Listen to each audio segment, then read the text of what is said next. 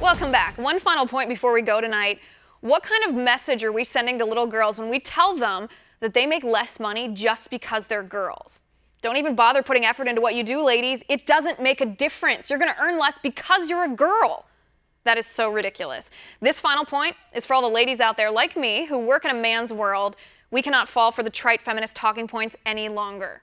Facebook COO Sheryl Sandberg is calling again for government to mandate equal pay. Not equal pay like the 1963 Equal Pay Act, which mandates employers can't discriminate against women and pay us less for the same work, same experience, same results just because of our gender. Now you'd think that would be enough, right? Well, no, not for liberal feminists. Listen, I get it. I do. When we women, especially young women, are told we're paid 21% less than men, the 79 cents on the dollar thing, who can help feel a little outraged?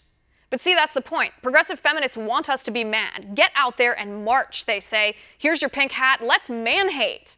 Well, no, thank you. Here's a radical idea. Let's look at the facts instead. The truth is, the gender pay gap is totally real. On average, we women do earn lower salaries than men. But feminists purposely ignore why that's the case. It's not because of sexism, as they'd have us believe. It's because of the choices we make. When we women make the same exact choices for our lives and for our careers as men do, we earn the same amount of money, no pay gap.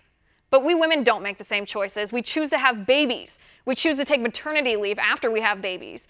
We choose to work part-time far more often than men do. We choose flexibility in our jobs. We choose to prioritize our families over working overtime, or we choose not to take positions that force us to travel on business often or spend time on longer commutes.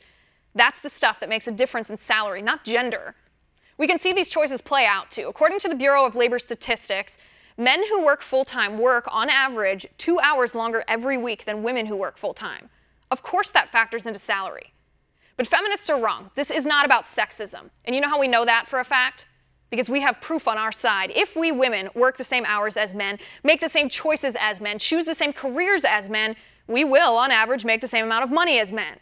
If you work as a computer programmer, on average, you'll earn the same as your male counterparts. If you work as a social worker or a merchandiser, you'll earn, on average, more than your male counterparts who are working the same job. And here's the kicker. In 98% of America's largest 150 cities, single women under 30 years of age earn 8% more than our male counterparts. You know what that means? Before choices start factoring into salaries, it's all equal. Or we as women are actually more valued employees. Ladies, we are too smart to fall for trite feminist talking points anymore. Sheryl Sandberg may be well-meaning, but she's wrong about her conclusions because she neglects to take into account the consequences of the choices she champions. The only way government can fix the so-called gender pay gap is to force women to make different choices than we want to make. But there's a problem with that feminists just conveniently forget. Forcing us women to do something we don't want to do, well, that's sexist. And that's my final point tonight. You can reach me on Twitter at Liz_Wheeler. If you liked the show, please send me an email at oann.com/contact. In the meantime, catch us here tomorrow at 9 p.m. Eastern. And until then, have a good night.